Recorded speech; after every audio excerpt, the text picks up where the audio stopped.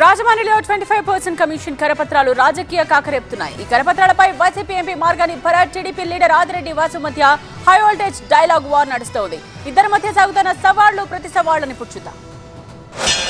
ఆ ఊరిని కూడా చూసి 10 మంది 10 సార్లు ఇది కుక్క కుక్క కుక్క కుక్క అని అంటే ప్రజలు బహుశా కుక్క అనుకుంటారేమో అనే ఒక ఆలోచన ఈ రకమైన ప్రచారం చేస్తూ ఉన్నారు.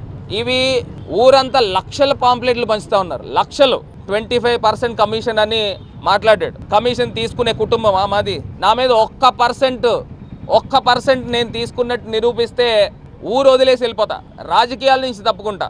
ఆ ఛాలెంజ్ మీరు తీసుకుంటారా?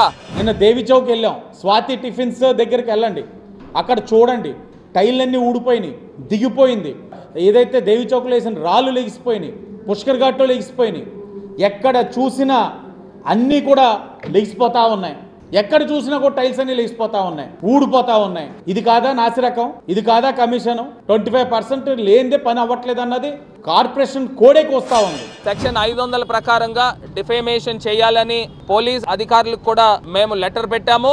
అదే విధంగా ఇవాళ జిల్లా కోర్టులో కూడా సూట్ ఫైల్ చేస్తా ఉన్నాము. ఇంకా పాంప్లెట్ అంటారా? నాకు వచ్చిన అనుమానం ఏంటంటే ఏదైనా వీలే వేయించేసుకొని సింపతి కోసం ఇలా చేస్తున్నారేమో అని అనిపిస్తూ ఉంది. నా అనుమానం తెలుగుదేశంకి ఎలాంటి చేయడం రాదు. మీరు అధికారంలో ఉన్నారు కాబట్టి ఇబ్బంది పెట్టి మా వాళ్ళని నువ్వే చేసావా అని చెప్పి ఇప్పటికే పోలీసుల ద్వారా ఇబ్బందులు పెడుతున్నారు. మా వాళ్ళు నిలబడుతున్నారు. 25% పాంప్లెట్ అక్కడ దొరికింది, మేము చూసాం. వాస్తవం కదండి, దీంట్లో అబద్ధాలు ఆడేదే ఉంది. నిజం కాబట్టి పాంప్లెట్ తీసుకొని మేము పక్కన చదువుకున్నాము అని అంటున్నారు. పోలీసులు కూడా విన్నారు, వెళ్ళిపోయారు.